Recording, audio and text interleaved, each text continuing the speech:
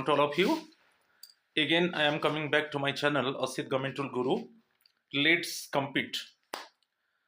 So, my friends, please subscribe my channel, share my channel, and like my channel so that you can get notification for my upcoming videos. Today, I will discuss Fantabulous MCQ 1 CCA rules 1965 related to the suspension. It is the first part of the suspension because you know that it is a huge part related to the classification, control and appeal.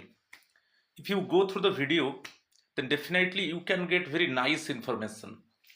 And what type of questions are coming, in that way just I set the question paper, 25 MCQs with explanation. So you know that Central Civil Services Classification, Control and Appeal Rules 1965, Rule 10, it is related to the suspension. So my friends, please subscribe my channel, share my channel and like my channel so that you can get notification for my upcoming videos. Now I am going to start. You see question number 1. It is given a government servant shall be deemed to have been placed under suspension if in the event of a conviction for an offence is sentenced to him a term of imprisonment exceeding dash. So deemed means हम ये मान लेंगे कि वो already suspended है. It means it is treated to be a suspension.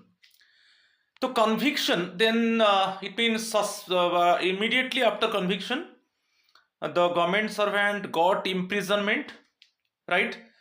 So if it cross 48 hours, okay, after conviction, conviction, after that imprisonment, and it cross 48 hours, then we think that the government servant is in suspension. So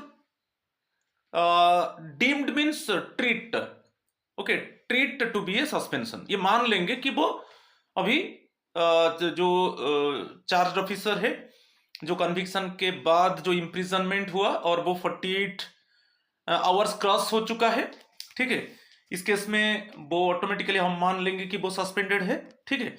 तो ये 48 hours answer है. Okay, ये आप देख लीजिए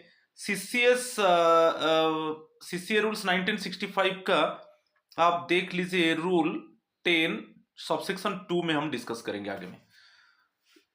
तो यहां पर आप मान लेंगे कि वो कन्विक्टेड था. Immediately after conviction actually the concern government servant got imprisonment and it exceeds 48 hours, then it shall be deemed to be suspension, ki treated to be suspension, right? Answer is bit B, right?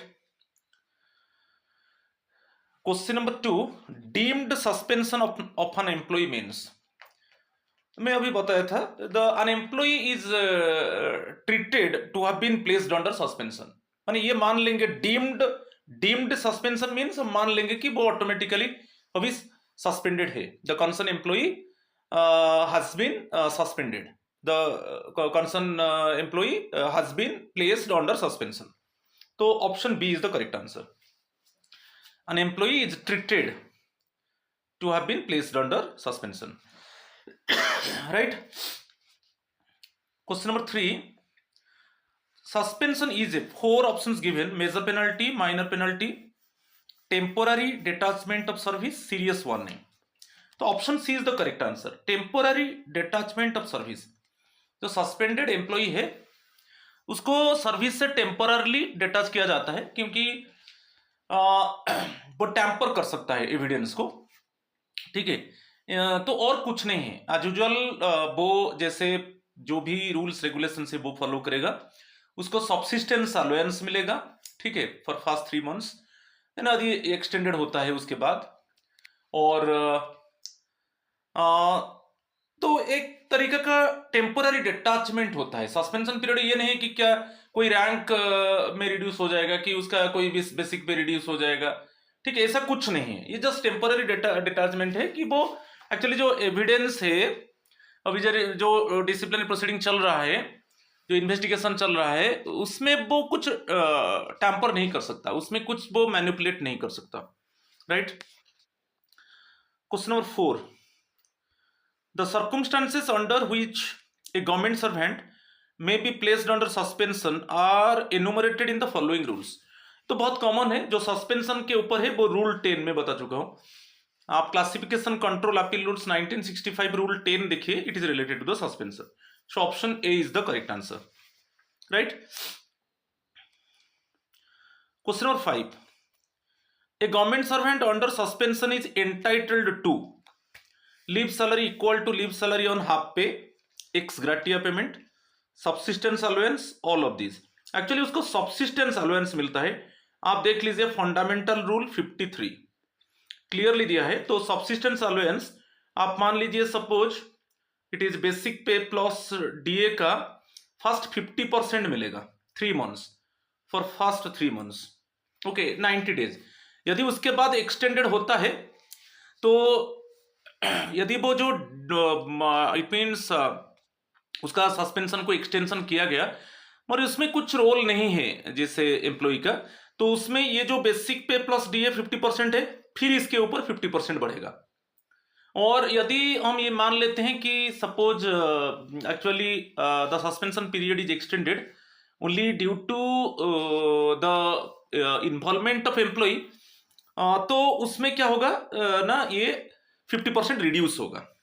तो subsistence allowance fundamental rule 53, इसमें आपको एक non employment certificate देना होगा कि आप और कहाँ से आप रोजगार नहीं करते हो, ऐसा एक सर्टिफिकेट देना है। Non employment certificate must be produced. और जो बेसिक पे प्लस डीए का 50% मिलेगा for fast 3 months, okay fast 3 months. यदि एक्सटेंशन होता है, ठीक है, फिर एक्सटेंशन होने के बाद ये डिटेक्ट होगा कि suspension period is extended due to other procedure delay, there is no involvement of any suppose from the charged officer side, so in this case it is 75% of basic pay plus DA. यदि ये हम detect कर लेंगे कि suppose suspension period is extended because in some cases actually the it means in disciplinary proceeding suppose the charged officer is not cooperating to the inquiry officer or delayed due to the only charged officer, then in this case ये क्या हो जाएगा, basically 25% of basic pay plus DA होगा। तो fast 3 months में 50% मिलेगा basic pay plus DA का, ठीक है, ठीक है। 3 मंथ्स के बाद यदि जो प्रोसीड्यूर डिले है वो चार्ज ऑफिसर के साइड से नहीं है तो 75% मिलेगा, और चार्ज ऑफिसर के वजह से सस्पेंशन पीरियड एक्सटेंड हुआ तो बेसिक पे प्लस डीए का 25% मिलेगा, ऐसा है। तो सबसिस्टेंस अलाउंस आंसर है, right. Question number 6, whether recovery of over payments can be made from the subsistence allowance. जो ओवर पेमेंट है it is mainly description of the competent authority, ये answer है, S at the description of the competent authority. वो competent authority के ऊपर depend करता है। Suppose competent authority चाहेंगे तो आपका जो ओवर पेमेंट है वो आप नहीं दे सकते, सपोज वो डिले कर सकते हैं, ठीक है। मगर वो ये जो रूल है, यदि आपका जो बेसिकली ओवर पेमेंट होगा वो 1/3 ऑफ सबसिस्टेंस अलाउंस, ओके इससे ज्यादा नहीं होगा, ओके इससे ज्यादा नहीं होगा। मगर ये सबसिस्टेंस अलाउंस में 2 चीज इंक्लूड नहीं होगा, आप एक्सक्लूड कर दीजिए डियरनेस अलाउंस एंड एचआरए, ये दोनों इसमें नहीं होगा। जो 1/3 मैक्सिमम 1/3 ऑफ सबसिस्टेंस अलाउंस जो रिकवरी किया जाएगा, इसमें डियरनेस अलाउंस और एचआरए इंक्लूड नहीं होगा। तो इट मीन्स ये हम मान लेंगे कि ओनली बेसिक पे, जो जितना बेसिक पे है बेसिकली जो 3 मंथ्स के अंदर फास्ट 3 मंथ्स में 50% नहीं कि 50% ऑफ बेसिक पे, तो उसका 1/3 मैक्सिमम ओवर पेमेंट के लिए रिकवरी हो सकता है। मगर ये डिस्क्रिप्शन है कॉम्पिटेंट अथॉरिटी चाहेगा तो वो ओवर पेमेंट को रिकवरी नहीं कर सकता। It is mainly depend upon the competent authority, right. और यदि क्वेश्चन आता है बहुत इंपॉर्टेंट है, जो recovery suppose competent authority has decided to recover the overpayment, then maximum is how much? 1/3 of subsistence allowance. मगर subsistence allowance में DA and HRA ये इंक्लूड नहीं होगा, एक्सक्लूड होगा. इट मीन्स ओनली बेसिक पे के ऊपर, राइट? ठीक है. Question number 7. In accordance with CCA rules 1965, the appointing authority or disciplinary authority may place a government servant under suspension under the following circumstances. Where a disciplinary proceeding against him is contemplated or pending. Suppose जैसे disciplinary proceeding अभी होने जा रहा है, contemplated means already ये अनुध्यान में है कि होगा, अभी डिसिप्लिनरी प्रोसीडिंग इनिशिएट होगा, इसलिए चार्ज ऑफिसर को temporary period of time it means detach from the service. और पेंडिंग, यदि डिसिप्लिनरी प्रोसीडिंग पेंडिंग है, ठीक है, तो इसमें बेसिकली सस्पेंशन होगा, राइट? जो चार्ज ऑफिसर है उसको सस्पेंड कर दिया जाएगा. ठीक है. तो कंटेम्पलेटेड मीन्स अभी जैसे प्राइमा फेसी एविडेंस है और अभी डिसिप्लिनरी प्रोसीडिंग इनिशिएट होगा. ओके, इसलिए बेसिकली कंसर्न चार्ज ऑफिसर को डिटैच कर दिया जाएगा सर्विस से. और पेंडिंग है, और इस केस में यदि डिसिप्लिनरी प्रोसीडिंग चल रहा है, पेंडिंग है, तो उस केस में चार्ज ऑफिसर को सस्पेंड कर दिया जाएगा. Second one, where he has engaged himself in activities prejudicial to the interest of the security of the state. इस केस में सस्पेंड कर दिया जाएगा. Suppose concern government employee is involve in some activities and due to this activity it is threatening और it is intimidation for the security of the state. कोई खतरा है, state का सिक्योरिटी के लिए खतरा है, तो ये जब मामला आ गया तब इस केस में जो कंसर्न एम्प्लॉय है उसको सस्पेंड कर दिया जाएगा. और क्या है, यदि ये भी करेक्ट है, right? Where A case against him in respect of any criminal offence is under investigation. Suppose कोई जो गवर्नमेंट एम्प्लॉय है ऐसा कुछ वो क्रिमिनल ऑफेंस में इन्वॉल्व है और इन्वेस्टिगेशन चल रहा है, ओके, इस केस में भी उसको सस्पेंड कर दिया जाएगा. तो आप देख लीजिए, ये रूल 10(1) देख लीजिए, सबसेक्शन सस्पेंशन रिलेटेड है, रूल 10 है, तो आप रूल 10 सबसेक्शन 1 देख लीजिए. ये 3 केसेस में जो अपॉइंटिंग अथॉरिटी है और डिसिप्लिनरी अथॉरिटी है वो कंसर्न गवर्नमेंट एम्प्लॉय को सस्पेंड कर देते हैं. ये तीनों केस बहुत इंपॉर्टेंट है, आगे मैं पूरा डिस्कस करूंगा. तो यहां पर आंसर डी है, ऑल ऑफ दीज, राइट? ये तीनों स्टेटमेंट्स को आपको याद रखना है. एक है द केस इज कंटेम्पलेटेड, अभी डिसिप्लिन प्रोसीडिंग होगा क्योंकि कुछ एविडेंस है कंसर्न एम्प्लॉय के अगेंस्ट में, अभी disciplinary proceeding would be initiated और डिसिप्लिनरी प्रोसीडिंग इज पेंडिंग. और in some cases the concern employee is involve in the activities which is prejudicial to the interest of the security of the state. See, it is involved in activities and it is threatening and intimidating to the security of the state. And another one, suppose it means involved in any criminal offense and it is under investigation. ये तीनों case में appointing authority और disciplinary authority जो concern employ को suspend कर देते हैं. It means temporarily detach from the service. Answer D. Question number 8, which of the following statements are correct, हम देखेंगे with respect to CCA rules 1965 with respect to deemed suspension. Deemed suspension के ऊपर आप देख लीजिए रूल 10 सबसेक्शन 2, आगे मैं पूरा डिस्कस करूंगा. रूल 10 सबसेक्शन 2 देख लीजिए,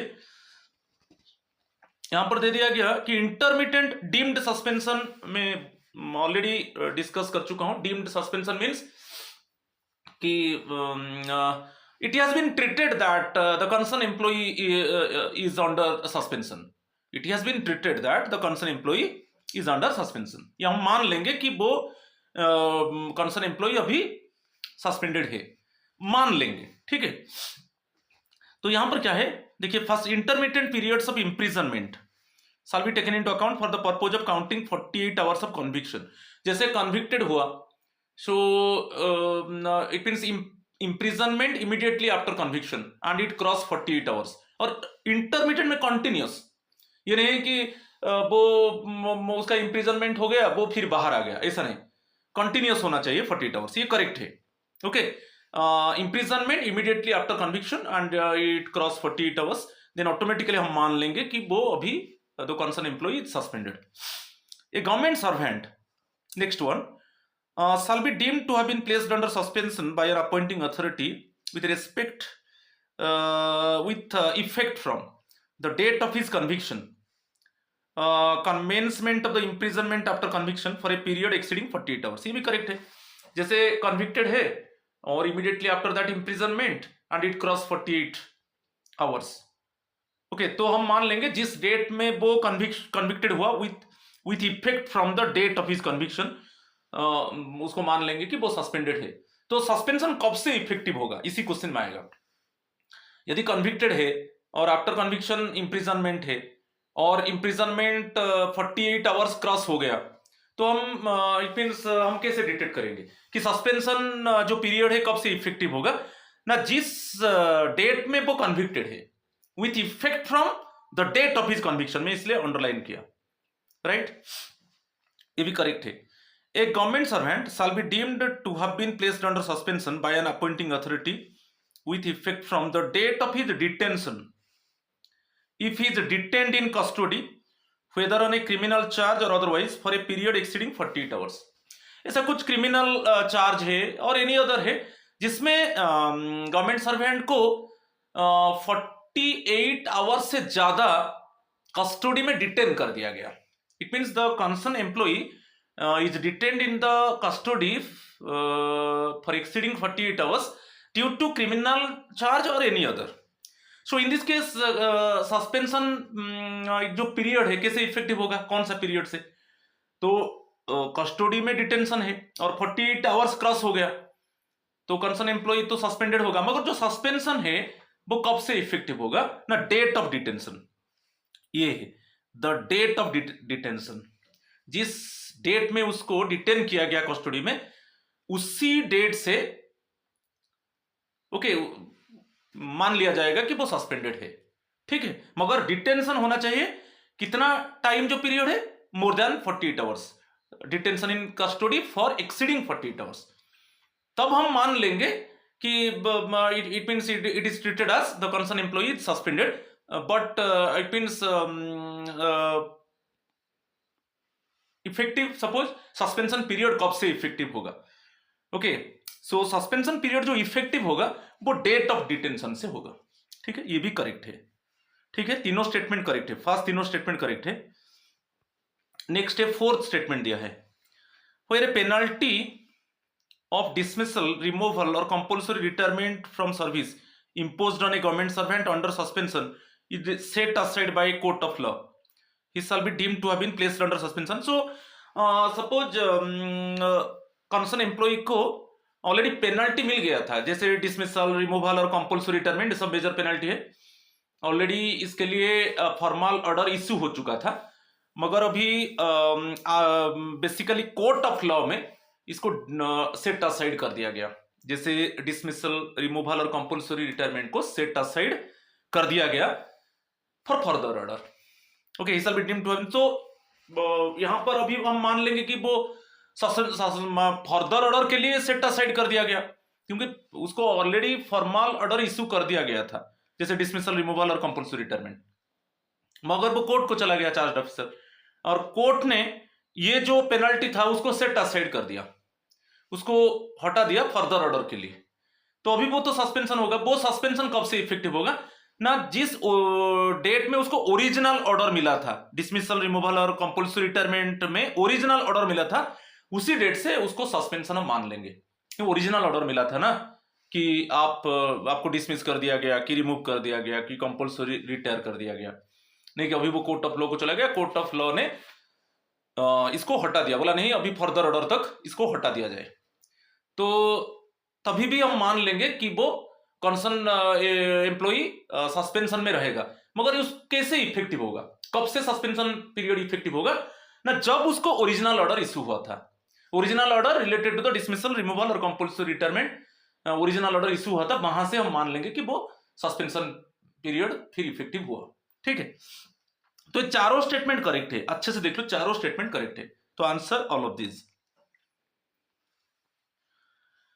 In the event, question number 9, in the event of an employee has been detained in custody by police for a period exceeding 48 hours, तो कस्टडी में मैं अभी बोल चुका हूं, यदि कंसर्न एम्प्लॉय को कस्टडी में डिटेन किया जाता है मोर देन 48 आवर्स, तो ऑटोमेटिकली उसको हम डीम्ड सस्पेंशन मान लेंगे कि basically it has been treated that the employee is suspended one.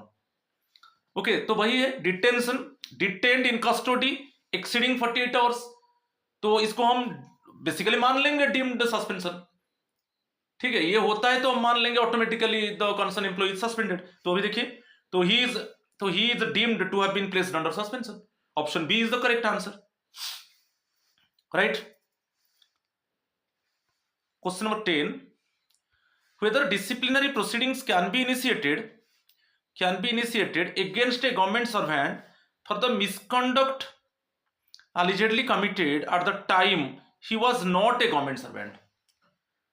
Okay, जब वो गवर्नमेंट सर्वेंट नहीं था तब वो कुछ ऑफेंस किया था, कुछ मिसकंडक्ट किया था, कोई ऐसा क्रिमिनल ऑफेंस में वो इन्वॉल्व था, अभी उसको जॉब मिल गया, मगर जॉब मिलने के बाद अभी वो इशू रेज हो रहा है, वो रिलेटेड टू द मिसकंडक्ट जो allegedly he committed before it means getting the government job, तो क्या उसके ऊपर डिसिप्लिनरी प्रोसीडिंग होगा? तो ये बहुत इंपॉर्टेंट है, होगा, can be initiated. Option A is the correct answer. आप इसको समझ लो, बहुत इंपॉर्टेंट है।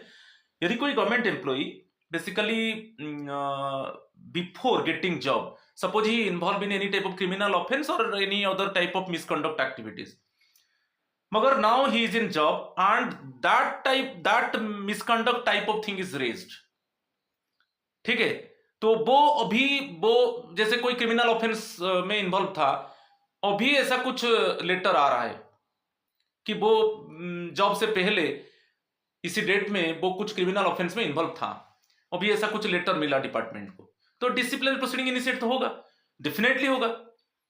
ठीक है, तो ये मत मान लो कि वो जॉब पीरियड में एक्चुअली बेसिकली वो क्रिमिनल ऑफेंस की एनी अदर मिसकंडक्ट में इन्वॉल्व नहीं था, तो कैसे, ऐसा नहीं है। जॉब के पहले कोई मिसकंडक्ट किया था, तो अभी जब वो जॉब में है और वो इशू रेज हो रहा है कि ऐसा कुछ लेटर मिल रहा है, तब डिसिप्लिनरी प्रोसीडिंग इनिशिएट होगा। तो option A is the correct answer, right, can be initiated. Question number 11, a government servant under suspension has to produce following certificates for denial of subsistence allowance during the period of suspension। मैं बोला था suspension period में subsistence allowance मिलेगा, मगर एक government servant को एक certificate produce होगा जो non employment certificate. Option B is the correct answer. एक नॉन एम्प्लॉयमेंट सर्टिफिकेट देना होगा कि वो सर्टिफिकेट में मेंशन करेगा कि मैं ये जो सस्पेंशन पीरियड में मैं और कहां पर कोई काम नहीं कर रहा हूं और कोई भी पैसा में रोजगार नहीं कर रहा हूं, just he admit that suppose during this time it means I am not doing work okay in any other department and earning money, तो ऐसे एक नॉन एम्प्लॉयमेंट सर्टिफिकेट को देगा। क्वेश्चन नंबर 12, द रेट जो है सबसिस्टेंस अलाउंस का prescribed इन fundamental rule 53, अभी मैं बताया था, जैसे यहां पर फर्स्ट 3 मंथ्स में उसको 50% मिलेगा। ओके, जो बेसिक पे का 50% है उसके ऊपर DA 50% basic pay, okay, plus DA on it plus HRA on it, as usual जैसे plus HRA on it. 3 months के बाद यदि जो सस्पेंशन पीरियड अभी एक्सटेंड किया गया, suspension period is extended but it is not happened due to the charge officer, तब वो 75% हो जाएगा। इट मीन्स बियॉन्ड 3 मंथ्स 75% किसका होगा, 75% ऑफ बेसिक पे होगा, उसके हिसाब से डीए जो मिलता है बेसिक पे के ऊपर मिलता है, एचआरए भी बेसिक पे के ऊपर मिलता है, तो 75% ऑफ बेसिक पे होगा। और यदि वो suppose it is detected that कि due to the charge officer actually suspension period is extended because he is not cooperating with the inquiry, okay, so it means he has not admitted his mistake like this. So due to this, actually, suppose somehow suspension period is extended, suppose due to the charged officer suspension period is extended, तो क्या हो जाएगा ना, 25% of basic पे हो जाएगा beyond 3 months, fast 3 months, beyond 3 months. Okay, but the suspension period is extended, but there is no involvement of any, suppose वो जो चार्ज ऑफिसर है उसके वजह से नहीं, मगर चार्ज ऑफिसर के वजह से सपोज सस्पेंशन पीरियड एक्सटेंड हो रहा है, तो अब बेसिक पे कितना हो जाएगा, 25% ऑफ बेसिक पे वो फिक्स होगा, ठीक है। तो इस फंडामेंटल रूल 53 में है, right. Question number 13, if an order of suspension is passed by an authority lower than the appointing authority, that authority will report the circumstances in which the order was passed। तो आपको याद रखा होगा, यदि जो appointing authority है, appointing authority suspend कर सकता है, मगर उससे कोई लोअर अथॉरिटी अभी सस्पेंड कर दिया कंसर्न एम्प्लॉय को। एक्चुअली अपॉइंटिंग अथॉरिटी के पास पावर है, डिसिप्लिनरी अथॉरिटी के पास पावर है, मगर यहां पर एक lower authority means it means the person below the rank of appointing authority। यदि वो कंसर्न एम्प्लॉय को सस्पेंड कर देता है तो वो रिपोर्ट देगा, वो किसको रिपोर्ट देगा, अपॉइंटिंग अथॉरिटी को रिपोर्ट देगा कि इसी सर्कमस्टांस में मैं कंसर्न एम्प्लॉय को सस्पेंड कर दिया, ठीक है। वो एक पर्पज, एक सॉलिड एविडेंस वो देगा, एक रिपोर्ट देगा अपॉइंटिंग अथॉरिटी को। यदि जो अथॉरिटी है, authority lower than the appointment authority, क्योंकि एक्चुअली अपॉइंटमेंट अथॉरिटी और डिसिप्लिनरी अथॉरिटी के पास पावर है, वो एम्प्लॉय को सस्पेंड कर सकता है, मगर अभी लोअर अथॉरिटी ने क्या किया, lower authority means below the rank of appointing authority, वो भी सस्पेंड कर दिया, तब उसको एक रिपोर्ट देना पड़ेगा अपॉइंटिंग अथॉरिटी को कि इस सर्कमस्टांस के वजह से मैं उसको कंसर्न एम्प्लॉय को सस्पेंड कर दिया। तो वो जो रिपोर्ट जाएगा, in which the order was passed to the appointing authority, वो जो रिपोर्ट देगा, ओके, ठीक है, right. Option A is the correct answer. Question number 14, under what conditions the change of the headquarters of a suspended government servant can be ordered. Change of headquarters के ऊपर मैं थोड़ा बता देता हूं। फर्स्ट है पब्लिक इंटरेस्ट। पब्लिक इंटरेस्ट में first one remember, public interest में चार्ज ऑफिसर का हेडक्वार्टर चेंज किया जाएगा।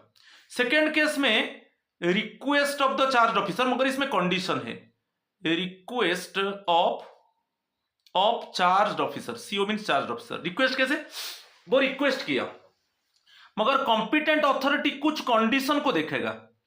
कॉम्पिटेंट अथॉरिटी क्या क्या देखेगा कि अभी वो रिक्वेस्ट कर रहा है चार्ज ऑफिसर कि मेरा हेडक्वार्टर चेंज कर दिया जाए।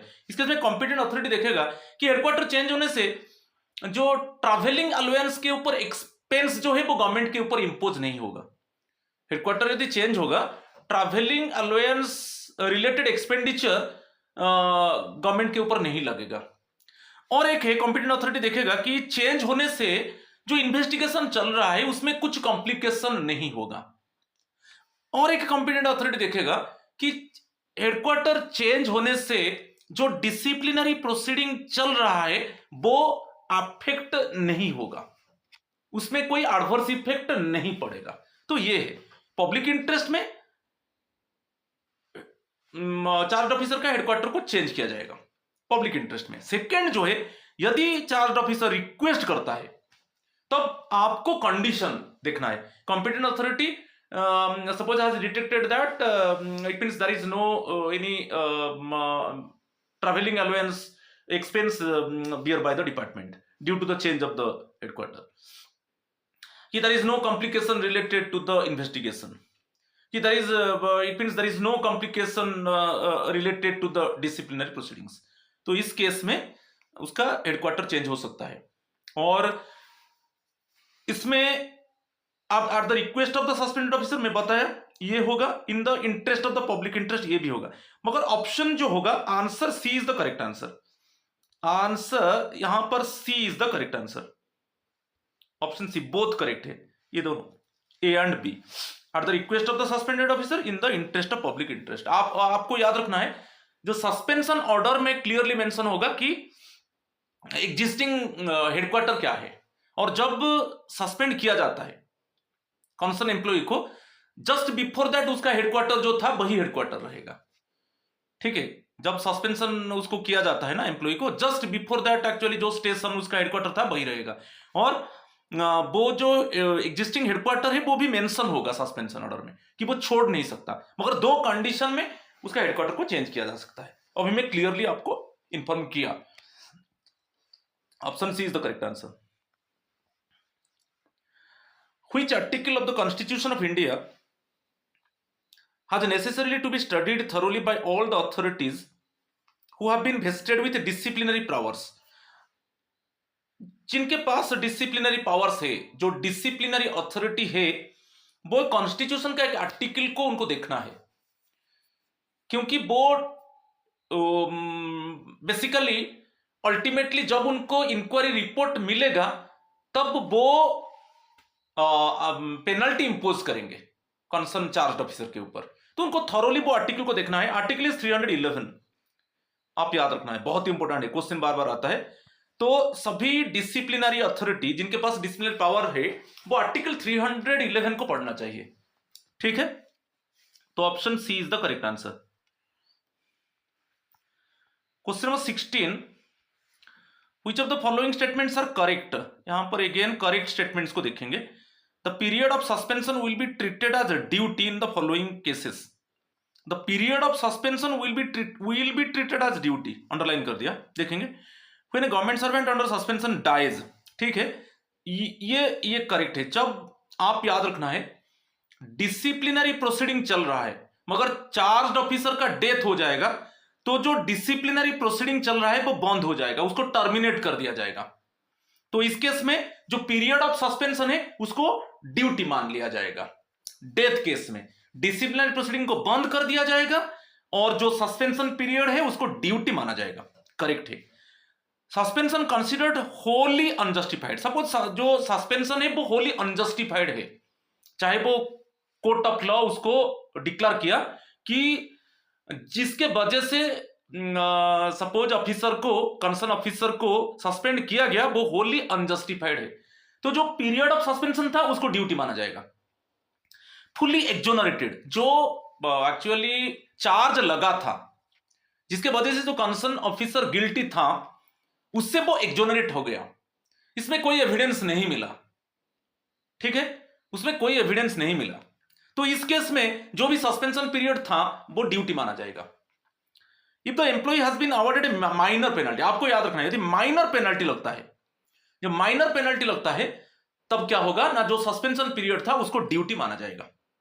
तो ये सभी है, ऑल करेक्ट है। डेथ हो जाता है, डिसिप्लिनरी प्रोसीडिंग बंद हो जाएगा, सस्पेंशन पीरियड को ड्यूटी माना जाएगा।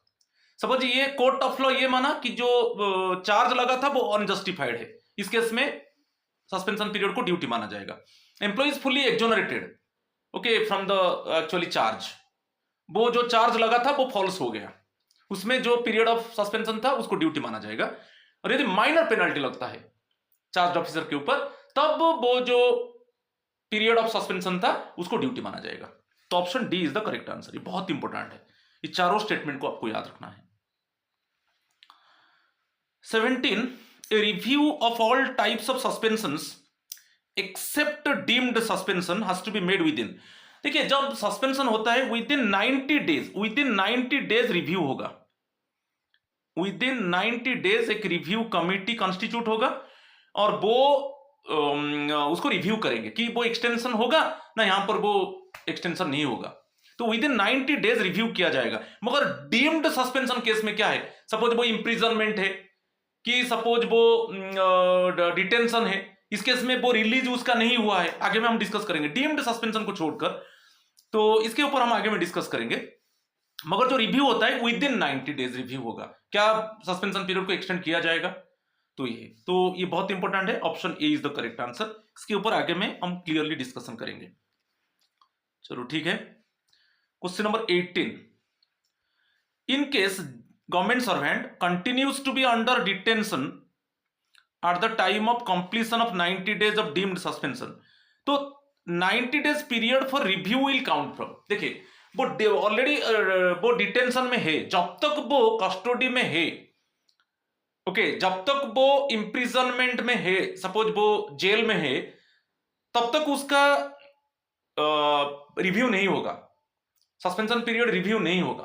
तो कब रिव्यू काउंट होगा, यही दिया है, देखिए 90 days period for review, 90 days तो रिव्यू होता है, सस्पेंशन पीरियड जो है उसका जो 3 मंथ्स के अंदर 90 डेज के अंदर रिव्यू होगा कि सस्पेंशन पीरियड को एक्सटेंड किया जाएगा कि नहीं। मगर यहां पर जो डीम्ड सस्पेंशन है, डीम्ड सस्पेंशन कब होता है, जैसे डिटेंशन है कि it means imprisonment after conviction, इस केस में कैसे रिव्यू होगा, आपको याद रखना है वो रिलीज हो गया जिस डेट में गवर्नमेंट सर्वेंट डिटेंशन से कि जेल से उसका रिलीज हो गया और अपॉइंटिंग अथॉरिटी को इंटीमेट किया गया कि मैं जो कस्टडी में था, कि मैं जो जेल में था, मेरा रिलीज हो गया। तो व्हिच एवर इज लेटर, यही ऑप्शन बी को पढ़ लीजिए, the date of government servant detained in custody is release from detention, जिस डेट में वो कस्टडी से उसका रिलीज होगा, डिटेंशन से रिलीज होगा, और the date of the fact of his release from detention is intimated, जो जिस डेट में वो रिलीज हुआ वो अपॉइंटिंग अथॉरिटी को इंटीमेट किया। तो whichever is later not earlier, ये बहुत इंपॉर्टेंट है, लेटर है, ओके, जो बाद में होगा। तो दो चीज, तो इस केस में 90 डेज पीरियड जो रिव्यू ऐसे होता है, तो आपको याद रखना है, ओके, आइदर और, फर्स्ट वन आइदर और लेटर, आपको याद रखना है आइदर और लेटर। तो फर्स्ट वन जिस डेट में वो डिटेंशन से रिलीज हुआ, और सेकेंड वन जिस डेट में वो इंटीमेट किया अपॉइंटिंग अथॉरिटी को कि मेरा कस्टडी से मेरा रिलीज हो गया, मेरा डिटेंशन से मेरा रिलीज हो गया, कि मैं जो जेल में था मेरा रिलीज हो गया। तो व्हिच एवर इज लेटर, जो बाद में हुआ, ये दोनों स्टेटमेंट में जो बाद में हुआ, ठीक है, व्हिच एवर इज लेटर वही करेक्ट है, option B is the correct answer. तो इसी वही डेट से 90 डेज पीरियड बेसिकली काउंट होगा। जो फर्स्ट 90 डेज आप जानते हो, जब कॉन्सर्न एम्प्लॉय को सस्पेंड कर दिया जाता है कि 90 डेज के अंदर रिव्यू होता है, ठीक है, ठीक है, option B is the correct answer. Question number 19, the review is not necessary for suspension in case of continuous detention of government servant above, यदि कंटिन्यूअस वो डिटेन है कस्टडी में, तो वो 90 डेज से ज्यादा हो गया, क्या रिव्यू होगा, क्योंकि ना वो कस्टडी में है। The review is not necessary for suspension in case of continuous detention of government servant above 90 days, okay. तो मैं अभी बताया उसके ऊपर, तो एक है जब वो डिटेंशन से रिलीज होगा, जब ये डेट है, डिटेंशन वो रिलीज होगा, ठीक है, और क्या होगा, इंटीमेशन टू, किसको इंटीमेशन किया जाएगा, अपॉइंटिंग अथॉरिटी को, इंटीमेशन टू अपॉइंटिंग अथॉरिटी। इसमें जो लेटर है जो बाद में होगा, उसी डेट से 90 डेज के अंदर फिर रिव्यू होगा कि सस्पेंशन जो पीरियड है वो एक्सटेंड होगा कि नहीं, ठीक है। तो option D is the correct answer.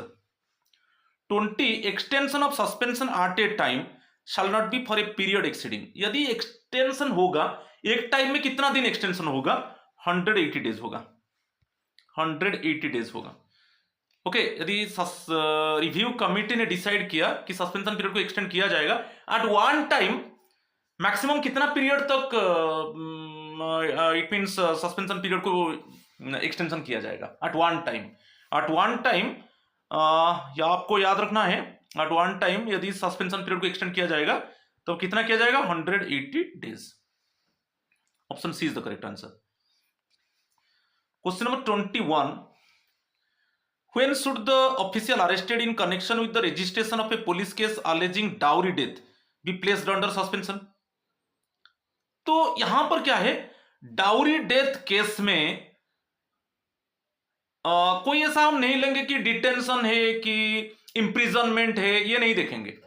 Detention in the custody exceeding 48 hours, imprisonment exceeding 48 hours यहां पर नहीं देखेंगे। वंस डाउरी डेथ केस में वो इन्वॉल्व है तो इमीडिएटली उसको सस्पेंशन कर दिया जाएगा। तो यहां पर जो ऑप्शन है option A is the correct answer. The official should be placed under, immediately उसको सस्पेंड कर दिया जाएगा यदि प्रूव हुआ कि वो डाउरी डेथ में इन्वॉल्व है। यहां पर हम नहीं देखेंगे कि डिटेंशन एक्सीडिंग 48 आवर्स, कि imprisonment exceeding 48 hours, so it is to be treated as the means officer is suspended. हम ये नहीं करेंगे। यहां पर डाउरी डेथ में इन्वॉल्व हुआ मींस उसको सस्पेंड कर दिया जाएगा irrespective of the period of his detention. Option A is the correct answer.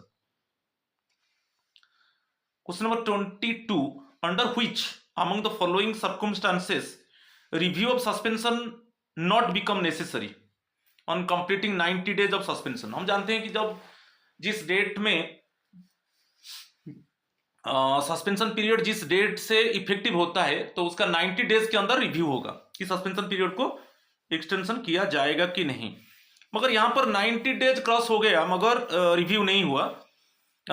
Suspension not become necessary, review of, ये देख लीजिए, review of suspension not become necessary on completing 90 days of suspension. क्यों है? Under detention, यदि वो custody में detain है तो कोई जरूरत नहीं है।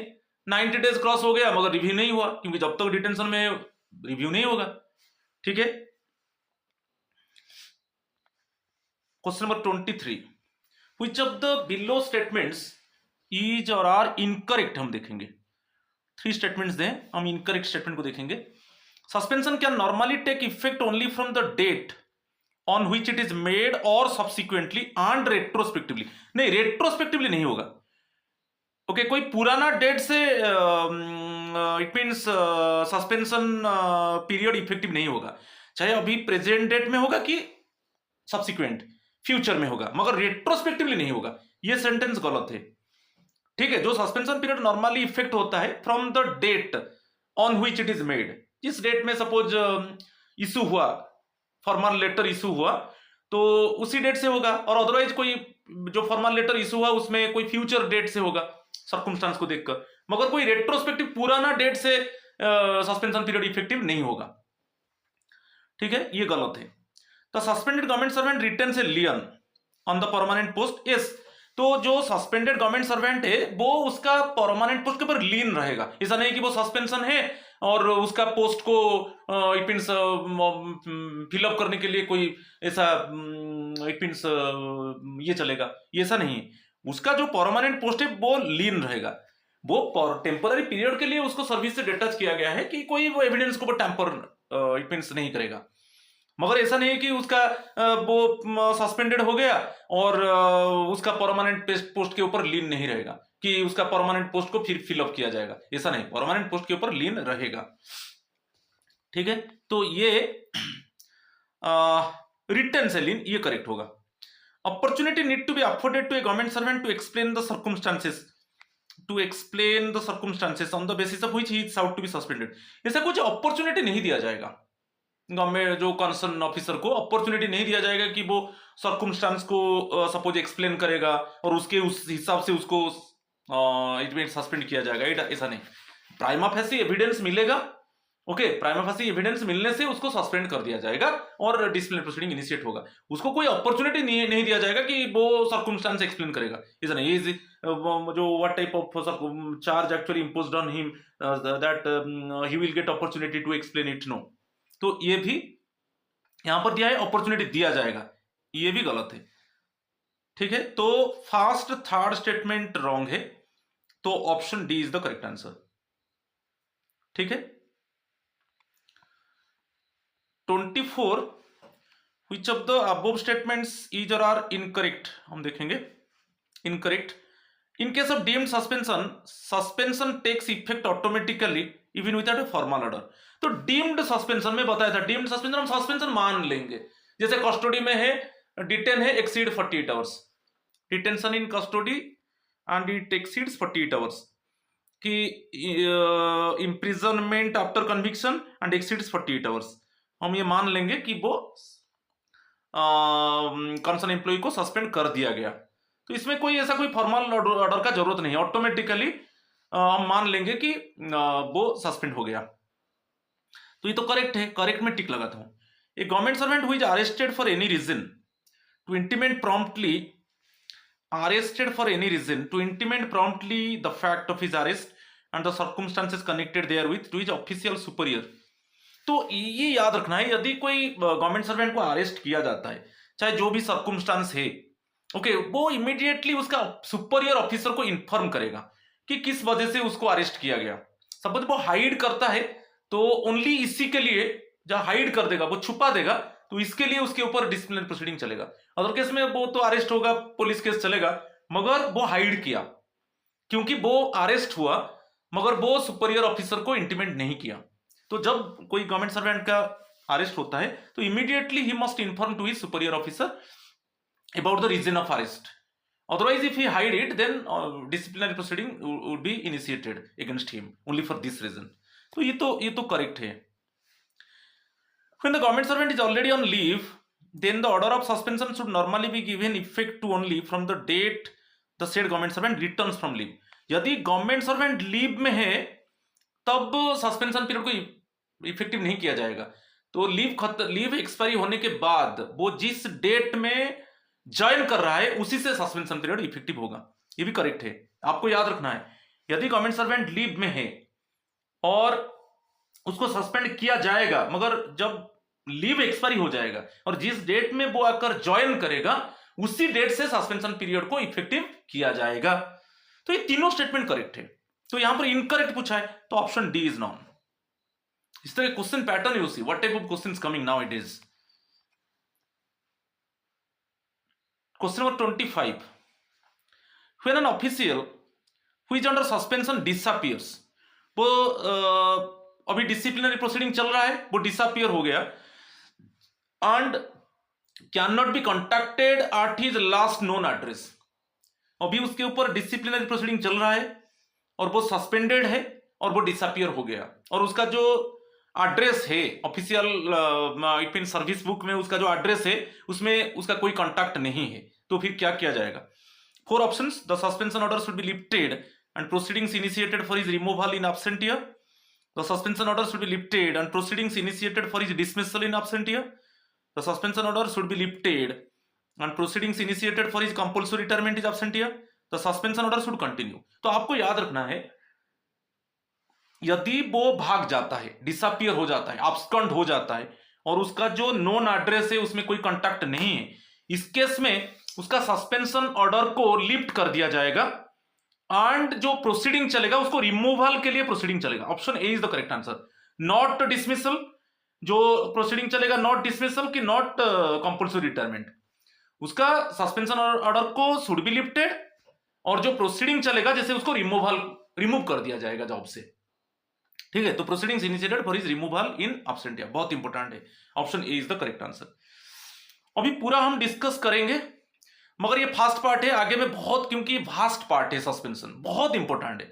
और ये जो मैं डिस्कस कर रहा हूं ये क्वेश्चन आप देख लो, श्योर क्वेश्चन आएगा, you can get this question in subsequent examination. अरे बहुत वास्ट पार्ट है, ये मेरा फास्ट, ठीक है, एमसीक्यू है, तो इसे नाम दिया मैंने very marvellous, very outstanding MCQ, so fantabulous MCQ में दे दिया। तो रूल 10 सस्पेंशन के ऊपर हम डिस्कस करेंगे। आगे में जो भी सेकंड पार्ट आएगा वही सस्पेंशन के ऊपर रहेगा, क्योंकि बहुत वास्ट पार्ट है। चलो, rule 10 suspension, CCA rules 1965। Rule 10 आप जानते हो, तो रूल 10 का सबसेक्शन 1 देखेंगे, कॉम्पिटेंट अथॉरिटी के ऊपर है। तो यहां पर हम देखेंगे कि कॉम्पिटेंट अथॉरिटी कौन है जो कंसर्न एम्प्लॉय को सस्पेंड करेगा। Who is the competent authority to suspend the concern government employee? तो यहां पर क्या है? Appointing authority. ये रूल 2A को याद रखना है। अपॉइंटिंग अथॉरिटी को आप देखेंगे सीसीए रूल्स 1965 रूल 2 सबसेक्शन ए में डिस्कस किया गया, इसके ऊपर क्वेश्चन आता है। तो first one, appointing authority suspend कर सकता है। The authority two is the appointing authority subordinate, ये बहुत इंपॉर्टेंट है।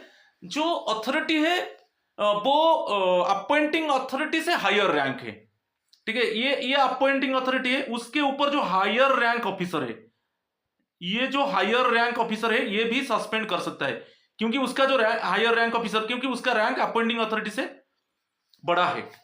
Any officer is higher rank than the appointing authority, any authority okay who is in higher rank than the appointing authority. समझ में आ गया? और डिसिप्लिनरी अथॉरिटी। एक है appointing authority और एक है authority who is in higher rank than the appointing authority, okay, disciplinary authority. और डिसिप्लिनरी अथॉरिटी जो है ना, ये बहुत, डिसिप्लिनरी अथॉरिटी को डिस्कस किया गया है रूल 2G, ये दोनों बहुत इंपॉर्टेंट है। अपॉइंटिंग अथॉरिटी रूल 2A और disciplinary authority 2G, or any other authority empowered in that behalf by the honorable president by general or special order। Suppose honourable president का कोई जनरल और special order है कि उनका तरफ से वो कुछ अथॉरिटी को पावर दे दिए तो वो भी कर सकते हैं। तो इसको पूरा याद रखना है। It means the authorities who have power to suspend the concern employee, ठीक है। मगर अपॉइंटिंग अथॉरिटी सीसीए रूल्स 1965 का रूल 2A में है, डिसिप्लिन अथॉरिटी 2G में है। और जो ऑफिसर अपॉइंटिंग अथॉरिटी से हायर रैंक में है वो भी सस्पेंड कर सकते हैं। The officer who is in higher rank than the appointing authority also he can suspend the employee, ठीक है। तो ये याद रखना है, ये रूल 10(1) में। और किस रीजन में वो सस्पेंड करेंगे यहां पर देख लीजिए। The above authorities place a government servant under suspension. मैं अभी इसको डिस्कस कर चुका हूं ऑलरेडी कि जब कंटेम्पलेटेड है कि अभी ये कंफर्म है कि डिसिप्लिनरी प्रोसीडिंग होगा, अभी प्राइमा फेसी एविडेंस है, जो ऑफिसर के ऊपर चार्ज लगा है, कुछ एविडेंस मिला है, डिसिप्लिनरी प्रोसीडिंग इनिशिएट होगा और पेंडिंग है, सपोज डिसिप्लिनरी प्रोसीडिंग चल रहा है, तो इस केस में गवर्नमेंट सर्वेंट को सस्पेंड कर दिया जाएगा।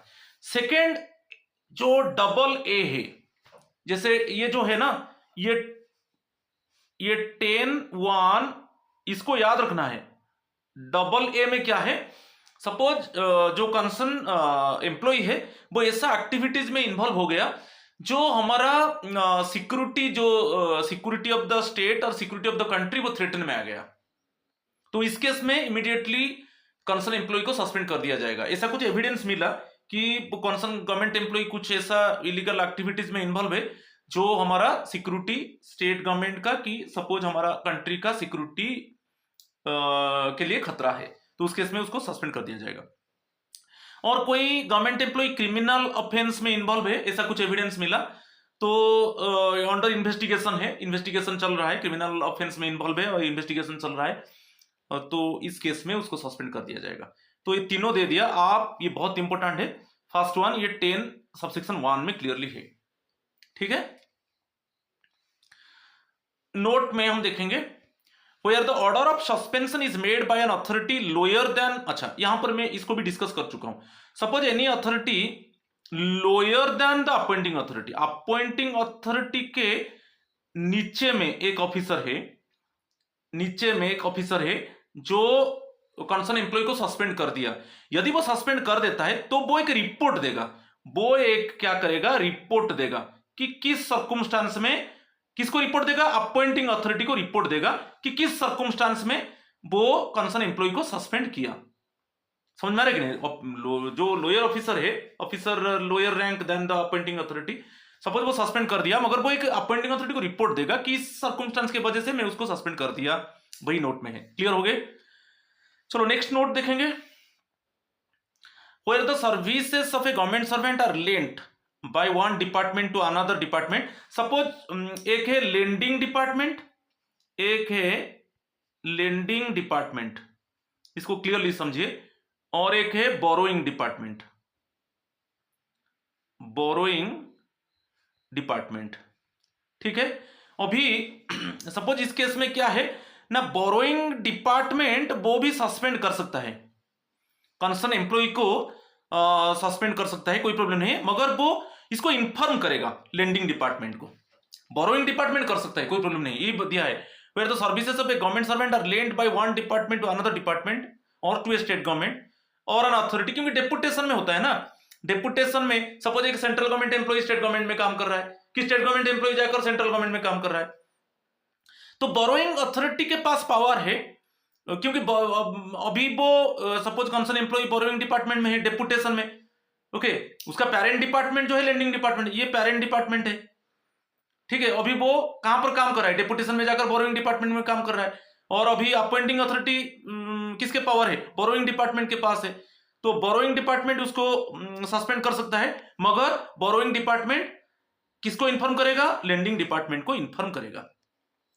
समझ में आ रहा है? तो ये है द बोरोइंग। तो आप देख लीजिए यहां पर दे दिया, the borrowing authority shall have the powers of the appointing authority for the purpose of placing such government servant under suspension and of the disciplinary authority for the purpose of conducting a disciplinary proceeding against him under rule 21 में है। आप CCS rules देख लीजिए। तो अभी deputation में suppose concern employ जाकर borrowing department में काम कर रहा है और उसका अभी बोरोइंग डिपार्टमेंट में काम कर रहा है मीन्स जो बोरोइंग डिपार्टमेंट अभी अपॉइंटिंग अथॉरिटी है और डिसिप्लिनरी अथॉरिटी है। तो अपॉइंटिंग अथॉरिटी है तो वो सस्पेंड कर सकता है और डिसिप्लिनरी अथॉरिटी है तो डिसिप्लिनरी प्रोसीडिंग इनिशिएट करेगा।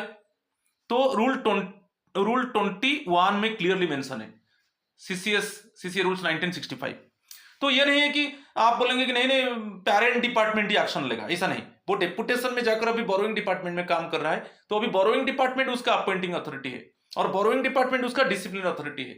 तो बोरोइंग डिपार्टमेंट अपॉइंटिंग अथॉरिटी है मींस बोरोइंग डिपार्टमेंट ही उसको सस्पेंड कर सकता है और डिसिप्लिनरी अथॉरिटी अभी बोरोइंग डिपार्टमेंट है तो डिसिप्लिनरी प्रोसीडिंग अभी बोरोइंग डिपार्टमेंट करेगा। मगर उस केस में क्या करेगा ना, वो इस केस में इन्फॉर्म कर देगा लेंडिंग अथॉरिटी को। जस्ट बोरोइंग डिपार्टमेंट सब करेगा, बोरोइंग डिपार्टमेंट सस्पेंड करेगा, बोरोइंग डिपार्टमेंट अभी डिसिप्लिनरी प्रोसीडिंग करेगा, मगर वो उसको इन्फॉर्म करेगा लेंडिंग अथॉरिटी को। ये बहुत इंपॉर्टेंट है और ये रूल 21 में क्लियरली मेंशन है। ठीक है,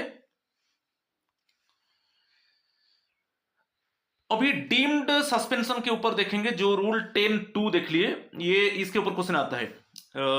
डीम्ड सस्पेंशन कब से इफेक्टिव होगा?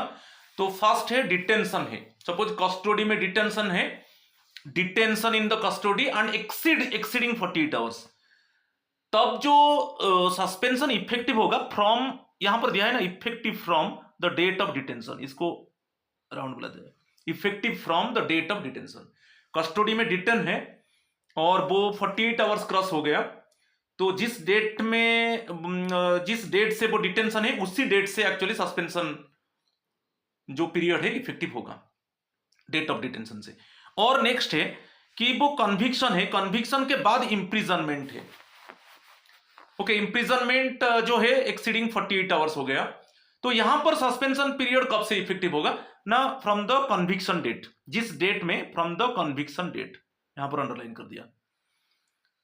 कन्विक्शन के बाद इंप्रिजनमेंट है, ठीक है, इंप्रिजनमेंट एक्सीडिंग 48 आवर्स, तब सस्पेंशन इफेक्टिव होगा। तो कैसे इफेक्टिव होगा, कौन सा डेट से ना, डेट ऑफ कन्विक्शन। ठीक है, ये बहुत इंपॉर्टेंट है। चलो रूल 10(3) को देखेंगे। 10 सबसेक्शन 3 में क्लियरली दिया है, यदि पेनाल्टी ऑलरेडी डिसमिसल, रिमूवल और compulsory retirement from service impose कर दिया गया है, अभी ऑलरेडी फॉर्मल लेटर इश्यू हो चुका है, डिसमिसल, रिमूवल, ये मेजर पेनाल्टी, ये सब क्या है, ये जो सब है सब मेजर पेनाल्टी है, यहां पर लिख दिया, ये सब मेजर पेनाल्टी ऑलरेडी डिक्लेयर कर दिया गया। ओके, इसके लिए ऑर्डर भी, फॉर्मल ऑर्डर भी इश्यू हो गया, मगर अभी क्या हुआ ना, कंसर्न एम्प्लॉय अपील कर दिया कि वो रिव्यू हो रहा है, अपील किया कि रिव्यू हो रहा है, अपील रिव्यू में उसको हटा दिया गया, सेट असाइड कर दिया गया। ये जो डिसमिसल, रिमूवल, कंपल्सरी रिटायरमेंट का पनिशमेंट दिया गया है उसको सेट असाइड, हटा दिया गया अपील और रिव्यू में। ये यहां पर देखिए अपील और रिव्यू में। Okay, for end the case is remitted for further inquiry और एक्शन, फर्दर इंक्वायरी के लिए फिर फर्दर इंक्वायरी होगा। अभी फॉर्मल ऑर्डर इश्यू हो गया, मगर वो कंसर्न एम्प्लॉय अपील कर दिया कि वो रिव्यू में चला गया और अपील रिव्यू में उसको सेट असाइड कर दिया गया और सेट असाइड करके फिर फर्दर इंक्वायरी होगा। तो इस केस में जो सस्पेंशन पीरियड है कब से इफेक्टिव होगा, आप बढ़िया चीज याद रखना है, जो ओरिजिनल ऑर्डर इश्यू हुआ था, देखिए मैं अंडरलाइन कर रहा हूं, जिस डेट में ओरिजिनल ऑर्डर इश्यू हुआ था, फॉर्मल ऑर्डर इश्यू हुआ था, रिमूवल, डिसमिसल और कंपल्सरी रिटायरमेंट ऑर्डर इश्यू हुआ था, उसी डेट से अभी सस्पेंशन पीरियड इफेक्टिव होगा, याद रखना है। क्लियर आ गया, बहुत इंपॉर्टेंट है। ऑर्डर पेनल्टी ऑर्डर इश्यू हो गया, मगर अपील रिव्यू में उसको हटा दिया गया और फर्दर इंक्वायरी के लिए सपोज जजमेंट दे दिया गया कि फर्दर इंक्वायरी होगा, तो इस केस में तो सस्पेंशन पीरियड इफेक्टिव होगा। सस्पेंशन कब से इफेक्टिव होगा? जिस डेट में original order related to the dismissal, removal और कंपल्सरी रिटायरमेंट के लिए मिला था, उसी ओरिजिनल ऑर्डर से जो ओरिजिनल ऑर्डर इश्यू हुआ था जिस डेट में, ओरिजिनल ऑर्डर इश्यू हुआ था जिस डेट में, उसी से सस्पेंशन ऑर्डर फिर इफेक्टिव होगा। ठीक है, ये बहुत इंपॉर्टेंट है। Clear? Enforce until further orders. अभी वो कंसर्न जो चार्ज ऑफिसर है उसका जो सस्पेंशन इफेक्टिव होगा कब से होगा ना, from the date of original order related to the dismissal, removal और कंपल्सरी रिटायरमेंट। हो गया 10(3). अभी 10(4) को चलेंगे। रूल 10 सबसेक्शन 4, यहां पर वही है जैसे पेनल्टी लग गया, पेनल्टी ऑफ डिसमिसल, रिमूवल और कंपल्सरी रिटायरमेंट, मगर उसको सेट असाइड कर दिया by court of law. Court of law उसको हटा दिया और फिर इंक्वायरी होगा। यहां पर कोर्ट ऑफ लॉ का केस है, वहां पर अपील रिव्यू का केस था। यहां पर क्या है, गवर्नमेंट सर्वेंट कोर्ट को चला गया, तो कोर्ट ऑफ लॉ ने क्या किया, उसको सेट असाइड कर दिया जो पेनल्टी लगा था, डिसमिसल, रिमूवल और कंपल्सरी रिटायरमेंट। और disciplinary authority on A consideration, ये जो सर्कमस्टेंस को देखकर फिर वो फर्दर इंक्वायरी करेगा, है कि नहीं? क्योंकि कोर्ट ऑफ लॉ उसको सेट असाइड कर दिया कि नहीं नहीं ये पेनल्टी नहीं लगेगा। तो अभी इसी सर्कमस्टेंस को देखकर डिसिप्लिनरी अथॉरिटी फिर फर्दर इंक्वायरी के लिए जाएगा। तो इस केस में जो सस्पेंशन, इट मींस कौन सा डेट से सस्पेंशन पीरियड इफेक्टिव होगा ना, जिस डेट में, वही है जिस डेट में ओरिजिनल ऑर्डर इश्यू हुआ था, जिस डेट में ओरिजिनल ऑर्डर इश्यू हुआ था related to the dismissal, removal और कंपल्सरी रिटायरमेंट, उसी डेट से हम मान लेंगे कि अभी गवर्नमेंट सर्वेंट का सस्पेंशन पीरियड इफेक्टिव होगा। ठीक है, मगर यहां पर एक फर्दर, यहां पर और एक चीज देखिए। सपोज कोर्ट असाइड कर दिया, मगर वहां पर provided that no such further inquiry shall be ordered unless it is intended to meet a situation where the court has passed an order purely on technical grounds without going into the merits of the case. Suppose वहां पर क्या है, court जो order pass कर दिया purely on technical grounds, कोई merits को, वो केस को डिटेल्स रीड नहीं किया, पेरियूज नहीं किया, मगर ऐसे कोर्ट ऑर्डर दिया कि वो ये जो पेनल्टी लगा है ना, मेजर पेनल्टी, डिसमिसल, रिमूवल और कंपल्सरी रिटायरमेंट, इसको सेट असाइड कर दिया जाए। वो टेक्निकल ग्राउंड्स में कुछ ऐसा ज्यादा इट मींस एग्जामाइन नहीं किया और कोर्ट ऑर्डर इश्यू कर दिया कि उसको सेट असाइड कर दिया जाए जो पेनल्टी लगा है, major penalty, dismissal, removal, compulsory retirement. Okay, उस केस में होगा, अदरवाइज फर्दर इंक्वायरी नहीं होगा। सपोज कोर्ट ऑर्डर देता है नहीं, फर्दर इंक्वायरी नहीं होगा, उसको हटा दिया जाए, तो समझ में आ रहा है कि नहीं? तो उस केस में क्या होगा, फर्दर इंक्वायरी नहीं होगा। मगर ऐसे कुछ टेक्निकल ग्राउंड्स में कोर्ट क्या क्या पूरा उसको पेरियूज नहीं किया और पेनल्टी को सेट असाइड कर दिया, तो वहां पर फर्दर इंक्वायरी होगा। ठीक है, कंटिन्यूड सस्पेंशन के ऊपर देखेंगे, ये भी बहुत इंपॉर्टेंट है। रूल 10 सबसेक्शन 5, ये जो सबसेक्शन है ना, बहुत इंपॉर्टेंट है। कंटिन्यूड क्या है, ऑर्डर ऑफ सस्पेंशन मेड और deemed to have been made under this rule shall continue to remain in force. तो इसको मॉडिफाई और रिवोक कौन कर सकता है? वही authority, competent authority. Competent authority कौन है? Appointing authority. कॉम्पिटेंट अथॉरिटी कौन है? Disciplinary authority. कॉम्पिटेंट अथॉरिटी कौन है? जो officer who is in higher rank than the appointing authority, वो मॉडिफाई और जो सस्पेंड किया है, दोज अथॉरिटीज हैव सस्पेंडेड ना, the authority who has suspended, वही वो मॉडिफाइड अथॉरिटी होगा, वही रिवोक अथॉरिटी होगा। तो जब तक वो मॉडिफाइड नहीं हुआ, कि रिवोक नहीं हुआ, तब तक वो सस्पेंशन पीरियड कंटिन्यू होगा। फर्स्ट हो गया। बिट बी में क्या है, इसमें थोड़ा हम देख लेंगे, बहुत इंपॉर्टेंट है। सपोज एक यहां पर दे दिया, गवर्नमेंट सर्वेंट इज सस्पेंडेड और is deemed to have been suspended. Suppose एक अभी सस्पेंशन में है, अभी गवर्नमेंट सर्वेंट सस्पेंशन में है, ऐसा और कोई डिसिप्लिनरी प्रोसीडिंग आ गया, अनदर डिसिप्लिनरी प्रोसीडिंग आ गया, ओके, अनदर मैटर में फिर इट मींस सेम एम्प्लॉय को सस्पेंशन किया जाएगा। एक में तो सस्पेंशन है और एक मैटर में उसके ऊपर डिसिप्लिनरी प्रोसीडिंग इनिशिएट होगा। तो ये क्या है, एक में तो सस्पेंशन है, पीरियड चल रहा है, और एक मैटर आ गया जिसमें डिसिप्लिनरी प्रोसीडिंग इनिशिएट होगा मींस तो फिर सस्पेंशन का बात उठेगा। तो ये जब बात आता है, यहां पर आपको याद रखना है ये सस्पेंशन पीरियड कंटिन्यू चलेगा until the termination of all or any of such proceedings. Government servants will continue to be under suspension until the termination of all or any of such proceedings. क्योंकि ये one matter में suspension था, one matter में suspension था, फिर another matter में suspension हो गया, अनदर मैटर में सस्पेंशन हो गया, ठीक है, इन द मिडिल। तो इस केस में जब तक जो प्रोसीडिंग चल रहा है जब तक उसका टर्मिनेट ना हो जाए तब तक वो गवर्नमेंट एम्प्लॉय सस्पेंडेड रहेगा। एक में सस्पेंशन था, मिडिल में और एक मैटर आ गया जिसमें डिसिप्लिनरी प्रोसीडिंग इनिशिएट होगा, वहां पर भी सस्पेंशन का बात आया, तो दो प्रोसीडिंग चल रहा है अभी। तो जब तक 2 है कि 3 है कि 4 है, जितना प्रोसीडिंग चल रहा है जब तक वो पूरा प्रोसीडिंग्स टर्मिनेट ना हो जाए तब तक गवर्नमेंट सर्वेंट सस्पेंड रहेगा।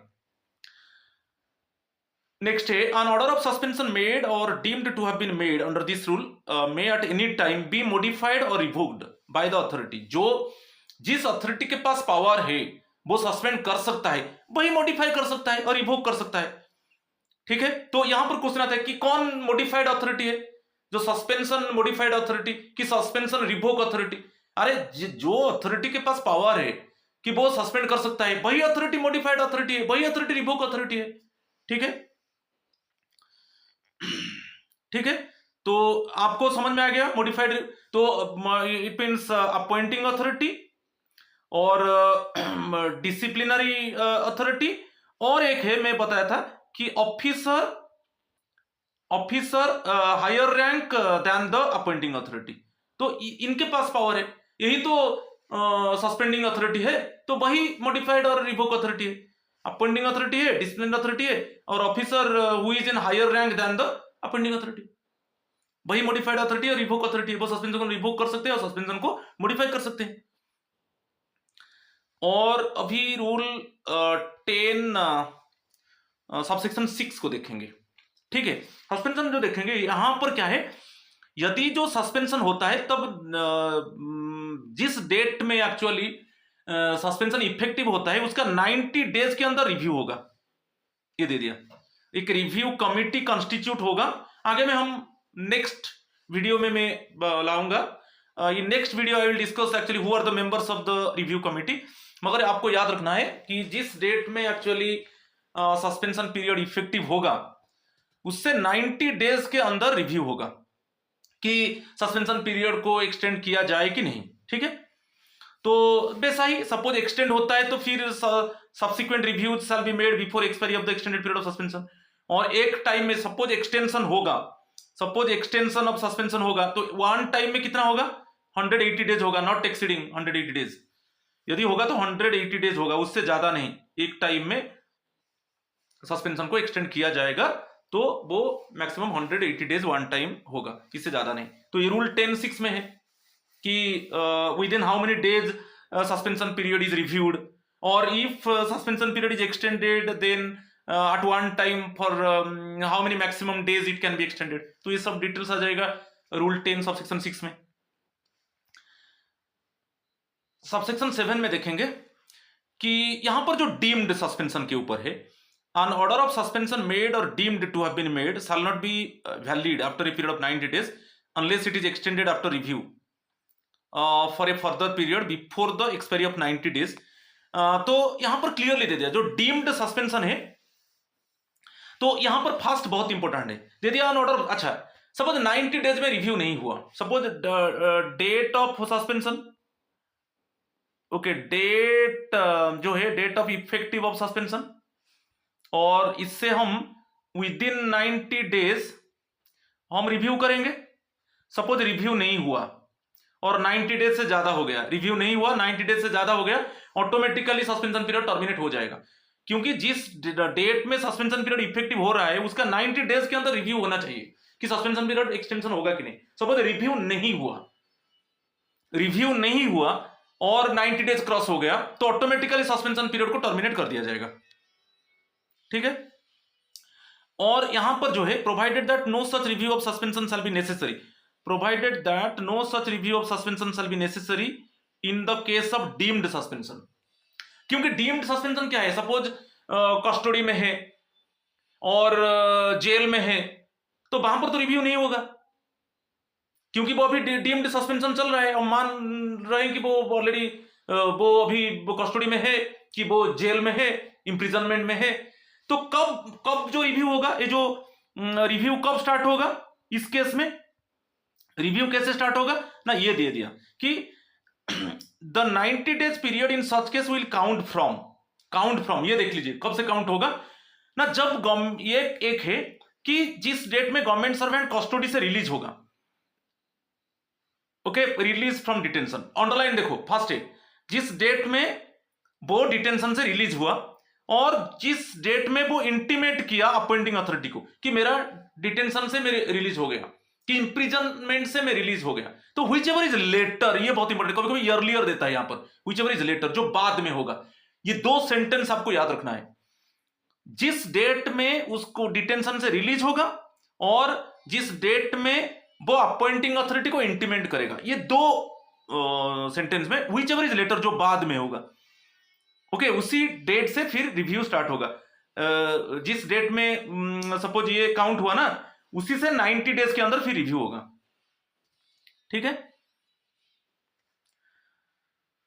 इफेक्ट ऑफ सस्पेंशन हम देखेंगे, suspension pending department inquiry against a government servant is not a, actually suspension is not a punishment, underline कर दिया कि इसमें कोई आपका रैंक रिड्यूस नहीं होगा, okay, what a temporary detachment है, what a temporarily detached from the service so that you cannot tamper or you cannot manipulate the evidence, मगर ऐसा कुछ नहीं आपका रैंक रिड्यूस कर दिया जाएगा, कि आपका बेसिक पे को सपोज रिड्यूस कर दिया जाएगा, कि आपको इट मींस लोअर पोस्ट में ले लिया जाएगा, ऐसा कुछ नहीं है, okay.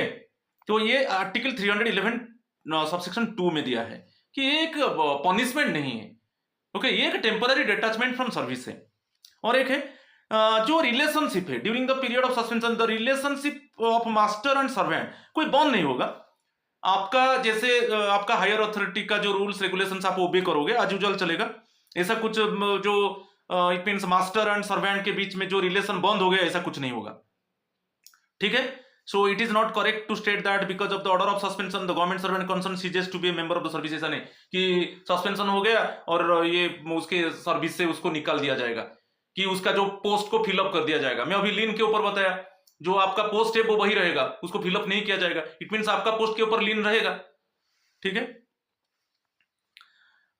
He continues to remain bound to follow, जैसे एज यूजुअल, जैसे आपका हायर अथॉरिटी को आप फॉलो करना है कि उस ओबे करना है, वैसे करोगे, इसमें कोई नहीं है। मास्टर और सर्वेंट के बीच में जो रिलेशन जैसा रहेगा वैसा ही रहेगा, इसमें कोई ये नहीं रहेगा कि नहीं अभी सस्पेंशन हो गया और जो मास्टर सर्वेंट जैसा है वो रिलेशन बंद हो जाएगा, ऐसा कुछ नहीं। और यहां पर लीन के ऊपर मैं बताया कि जो लीन है आपको सस्पेंड कर देने के बाद आपका जो परमानेंट पोस्ट वही रहेगा, आपका परमानेंट पोस्ट को फिलअप नहीं कर दिया जाएगा, क्योंकि ये सस्पेंड हो गया और उसका पोस्ट को फिलअप कर दिया जाएगा, ऐसा कुछ नहीं, आपका वही पोस्ट रहेगा, क्योंकि टेम्पररी पीरियड के लिए you set aside from your it means normal work, ठीक है, मगर परमानेंट पोस्ट के ऊपर लियन रहेगा, कोई प्रॉब्लम नहीं, ठीक है। रैंक है ये, रैंक, ओके, रैंक ये थोड़ा गलत हो गया, रैंक।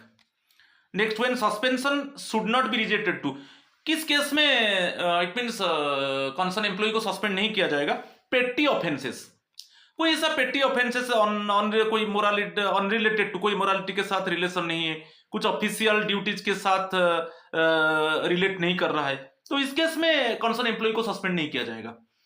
ऐसा कुछ पेटी ऑफेंस है जो मोरालिटी को अफेक्ट नहीं कर रहा है, कि ऑफिशियल ड्यूटीज को अफेक्ट नहीं कर रहा है। और नेक्स्ट है व्हेनेवर ए गवर्नमेंट सर्वेंट, अच्छा, एब्सेंट होने से, रिमेन एब्सेंट फ्रॉम ड्यूटी और ओवरस्टेज लीव, अब बोलते हैं कि अनऑथराइज जैसे एब्सेंट हो गया, कि जितना दिन छुट्टी लिया था ज्यादा दिन रह गया, इस केस में उसको सस्पेंड नहीं किया जाएगा, वो पीरियड को डाइज नॉन डिक्लेयर कर दिया जाएगा, इसमें सस्पेंड नहीं किया जाएगा, उसको डाइज नॉन कर दिया जाएगा, क्योंकि अनऑथराइज लीव, वो अनऑथराइज एब्सेंस हो रहा है कि जो जितना दिन छुट्टी लिया था उससे ज्यादा दिन रह गया, ओवरस्टेज लीव, इस केस में वो पीरियड को डाइज नॉन कर दिया जाएगा, मगर वो हम नहीं मानेंगे कि वो इस केस में कंसर्न एम्प्लॉय को सस्पेंड कर दिया जाएगा, ठीक है। चलो नेक्स्ट, अच्छा डिसअपियर का बात आ गया। ऑफिशियल अंडर सस्पेंशन डिसअपियर्स में बताया था, यदि जिसके ऊपर डिसिप्लिनरी प्रोसीडिंग चल रहा है और वो सस्पेंडेड है, कंसर्न एम्प्लॉई, उसके ऊपर डिसिप्लिनरी प्रोसीडिंग चल रहा है और वो डिसअपियर हो गया, अब्सकॉन्ड हो गया, और उसका जो एड्रेस है उसमें कोई कांटेक्ट नहीं है, तो इस केस में उसका सस्पेंशन को लिफ्ट कर दिया जाएगा, हटा दिया जाएगा, और जो प्रोसीडिंग चलेगा वो रिमूवल के लिए प्रोसीडिंग चलेगा। इसको मैं बताया था अभी, ठीक है। उसका सस्पेंशन को हटा दिया जाएगा, the suspension order should be lifted and proceedings initiated for his removal in absentia, जो रिमूवल प्रोसीडिंग चलेगा, कभी कभी डिसमिसल की कंपल्सरी रिटायरमेंट नहीं, जो प्रोसीडिंग चलेगा वो उसको रिमूवल के लिए चलेगा, ठीक है। लीगल पोजीशन में article 311 of the constitution is not applicable to an order of suspension nor any rules provides that. हाँ, यहां पर क्या है, लीगल पोजीशन में उसको कोई अपॉर्चुनिटी नहीं दिया जाएगा। प्राइमा फेसी एविडेंस में ये मिला कि कुछ एविडेंस मिला कि जो चार्ज ऑफिसर है, जो चार्ज ऑफिसर के ऊपर जो चार्ज लगा वो कुछ मात्रा में ट्रू है और इसके लिए डिसिप्लिनरी प्रोसीडिंग चलेगा, तो इस केस में उसको कोई अपॉर्चुनिटी नहीं दिया जाएगा कि वो एक्सप्लेन करेगा, ओके, कुछ सर्कमस्टांसेस को एक्सप्लेन करेगा, ऐसा it means the opportunity is not given to the concern officer to explain the circumstances, okay, ऐसा कुछ नहीं है। आर्टिकल 311 को यहां पर आप एप्लीकेबल नहीं होगा, क्योंकि आर्टिकल 311 बोल रहा है कि अपॉर्चुनिटी मिलना चाहिए कि वो सर्कमस्टांस को एक्सप्लेन करेगा, मगर यहां पर लीगल पोजीशन ये बोल रहा है कि आर्टिकल 311 एप्लीकेबल नहीं होगा, कि ऐसा कुछ रूल्स नहीं है कि जो चार्ज ऑफिसर है उसको मौका दिया जाएगा कि तुझे एक्सप्लेन करना है किस क्या सर्कमस्टांस था, क्या इट मींस किस वजह से, इट मींस क्यों आपको सस्पेंड नहीं किया जाएगा, ऐसा कुछ नहीं। तो क्या है कि यहां पर कुछ अपॉर्चुनिटी नहीं दिया जाएगा, ठीक है। Date of effect of suspension, अच्छा, रेट्रोस्पेक्टिवली नहीं होगा। सपोज डेट आज इशू हो रहा है, आज का डेट से, आज इशू हो रहा है मींस फॉर्मल ऑर्डर सस्पेंशन का, तो आज का डेट से सस्पेंशन ऑर्डर इफेक्टिव होगा, नहीं तो कोई सब्सिक्वेंट डेट होगा। सर्कमस्टांस को देखकर आगे, सपोज आगे में कोई डेट से उसको सस्पेंड कर दिया जाएगा, मगर नॉट रेट्रोस्पेक्टिवली, कोई पास्ट डेट से उसको सस्पेंड नहीं किया जाएगा। आज फॉर्मल ऑर्डर इशू हो रहा है, आज का डेट से सस्पेंशन ऑर्डर इफेक्टिव होगा, नहीं तो कोई फ्यूचर डेट होगा। ऐसा कोई आज का ऑर्डर इशू हो रहा है, कोई पास्ट डेट से सस्पेंशन ऑर्डर इफेक्टिव होगा, ऐसा नहीं। इसके ऊपर क्वेश्चन आता है, a government servant has performed his prescribed hours of duty on any particular day. Suppose आज का दिन पूरा काम किया, तो आज का डे में आपको subsequent suspension can be effective from the subsequent day, क्योंकि आज आप काम किया, today already you have worked, okay, तो आज ऑर्डर इशू होगा, आज ऑर्डर इशू होगा, मगर आज का डेट से आपका सस्पेंशन इफेक्टिव नहीं होगा, subsequent, okay, suspension can be effective from the subsequent day, next day से होगा, क्योंकि आज आप काम कर लिया, today you have worked and today suspension order issued, but today suspension order issued but it is not effective, suspension is not effective, suspension period effective from the subsequent day, next day, ये भी बहुत important है। चलो next one, effect of suspension when the government, अच्छा, when the government, ये बहुत important है, government servant is stationed at a place other than where the order is passed. एक जगह में ऑर्डर इश्यू हो रहा है, मगर वहां पर अभी कंसर्न एम्प्लॉय नहीं है, कि वो टूर में है, कि उसके पास कोई स्टोर और कैश का चार्ज है, आपको याद रखना है, वो टूर ट्रेनिंग में है, और जिस हेडक्वार्टर में सस्पेंशन ऑर्डर पास हो रहा है वहां पर गवर्नमेंट सर्वेंट नहीं है, कि उसके पास कुछ स्टोर्स और फाइनेंस का चार्ज है, तो कैसे सस्पेंशन जो पीरियड होगा वो कब से इफेक्टिव होगा। तो बेसिकली वहां पर क्या है, जो कॉम्पिटेंट अथॉरिटी है वो एक सुइटेबल डेट को फिक्स करेगा, सर्कमस्टांसेस को रीड करेगा, सर्कमस्टांसेस को पेरियूज करेगा और एक सुइटेबल डेट फिक्स करेगा, क्योंकि उसके पास स्टोर और कैश का चार्ज है, वो भी टूर में है, वो भी ट्रेनिंग में है, अभी ऑर्डर पास होने वाला है जिस स्टेशन में, वो स्टेशन में अभी वो नहीं है, अदर स्टेशन में है, तो वो कॉम्पिटेंट अथॉरिटी डिसाइड करेगा सर्कमस्टांस को रीड करने के बाद कि कौन सा सुइटेबल डेट से सस्पेंशन ऑर्डर इफेक्टिव होगा, ठीक है, बहुत क्लियर। यहां पर दिया है effect of suspension when the government servant is already on leave or absent without prior permission and hence not performing any official duties. अच्छा, गवर्नमेंट सर्वेंट अभी लीव में है तो उसका सस्पेंशन ऑर्डर कब से इफेक्टिव होगा, ये इंपॉर्टेंट मैं बता चुका था कि यदि वो लीव में है, यदि वो लीव में है, ठीक है, वो लीव एक्सपायरी हो गया, government servant returns from leave और वो ड्यूटी को आ गया क्योंकि वो विदाउट परमिशन वो एब्सेंट था, अभी वो ड्यूटी ज्वाइन कर लिया, तो उसी डेट से जब वो उसका लीव, जिस डेट में वो लीव एक्सपायरी होने के बाद ज्वाइन कर रहा है, उसी डेट से उसका सस्पेंशन जो पीरियड है इफेक्टिव होगा कि वो विदाउट परमिशन वो एब्सेंट हो गया था, अभी आकर ड्यूटी ज्वाइन कर रहा है, तो जिस डेट में ज्वाइन कर रहा है उसी डेट से सस्पेंशन पीरियड इफेक्टिव होगा। और अदरवाइज क्या होगा, जो इट मींस ऑटोमेटिकली क्या होगा, जो नॉन ड्यूटी पीरियड है उसमें उसको सबसिस्टेंस अलाउंस मिलेगा, नॉन ड्यूटी पीरियड है ऑटोमेटिकली उसको सबसिस्टेंस अलाउंस मिलेगा, ठीक है। तो यहां पर बहुत इंपॉर्टेंट है कि लीव में है, लीव में है तो उसका सस्पेंशन पीरियड कब से इफेक्टिव होगा, जब लीव एक्सपायरी होने के बाद आकर वो जब ज्वाइन करेगा उसी डेट से उसका सस्पेंशन पीरियड इफेक्टिव होगा। और यदि कोई अनऑथराइज एब्सेंस है और वो आकर ज्वाइन किया, जिस डेट में ऑफिस ज्वाइन किया उसी डेट से सस्पेंशन पीरियड इफेक्टिव होगा। अदरवाइज क्या होगा ना, जो नॉन ड्यूटी पीरियड है उसको सब्सिस्टेंस अलाउंस मिलेगा। तो कॉम्पिटेंट अथॉरिटी यहां पर ये बहुत इंपॉर्टेंट है, the competent authority should take the circumstances of each case into consideration and may direct that the order of suspension will take effect from the date of its communication to the government servant। जिस date में जो concern government servant को communicate किया जाएगा कि आप इसी वजह से आपको सस्पेंड किया जा रहा है, उसी डेट से सस्पेंशन पीरियड इफेक्टिव होगा, उसी डेट से सस्पेंशन पीरियड कमेंस होगा।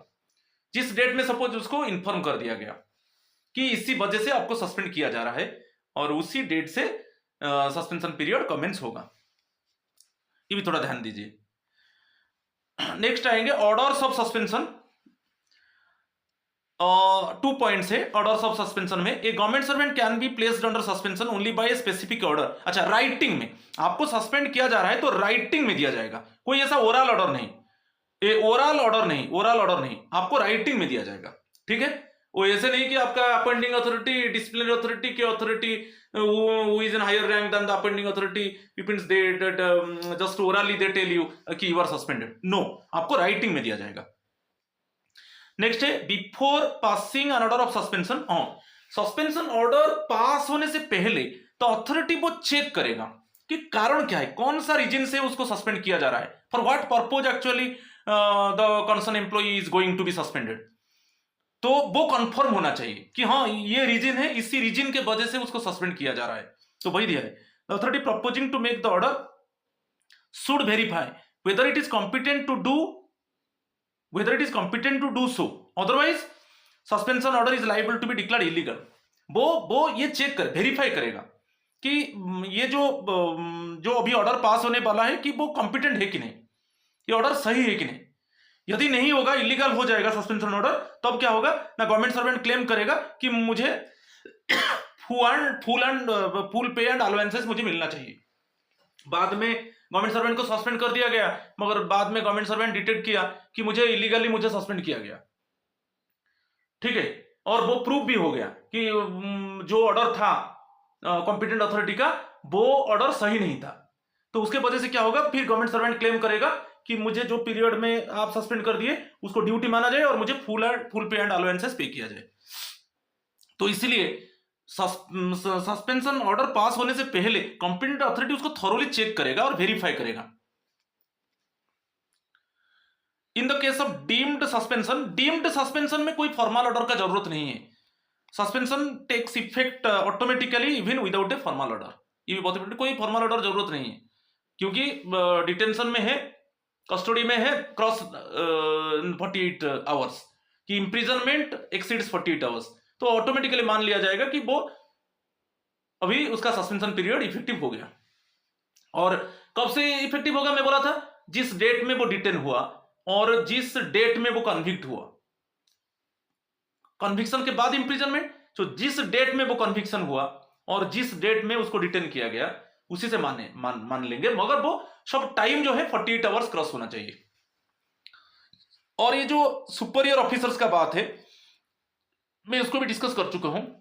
यदि कोई गवर्नमेंट सर्वेंट अरेस्ट होता है तो वो इमीडिएटली सुपरियर ऑफिसर को इन्फॉर्म करना चाहिए कि इसी सर्कमस्टांसेस में मुझे अरेस्ट किया गया। यदि वो छुपा देता है, उसको यहां पर दे दिया failure to reveal the it means arrest, suppose वो नहीं दिया वो इंफॉर्मेशन, ठीक है, वो अरेस्ट हुआ मगर वो इंफॉर्मेशन को वो हाइड कर दिया, उसका सुपरियर ऑफिशियल सुपरियर को वो नहीं बताया, तो इस केस में ओनली इसके लिए डिसिप्लिनरी एक्शन उसके ऊपर इनिशिएट होगा। उसके बाद उसके तो पुलिस जो एक्शन लेगा, मगर वो क्यों छुपाया? वो arrest immediately, government servant arrest हो रहा है मींस इमीडिएटली वो इन्फॉर्म करेगा उसका सुपरियर ऑफिसर को कि मुझे इसी कारण की वजह से अरेस्ट कर दिया गया। यदि वो उसको हाइडिंग कर देता है तो उसके ऊपर क्या होगा ना, डिसिप्लिनरी एक्शन इनिशिएट होगा, राइट, इसी कारण की वजह से। तो ये पूरा डिस्कस में किया। तो और आप, ये बहुत बड़ा पार्ट है, और नेक्स्ट जो सेकेंड पार्ट आएगा जो फंटाबुलस एमसीक्यू 2 आएगा, फिर इसमें एमसीक्यू जाएगा और सस्पेंशन के ऊपर और बहुत कुछ इंफॉर्मेशन मिलेगा, क्योंकि बहुत वास्ट चैप्टर है। So thank you. It means please, my friends, subscribe my channel, share my channel, like my channel, so that you can get nice videos in future. Thank you. Namaskar to all of you.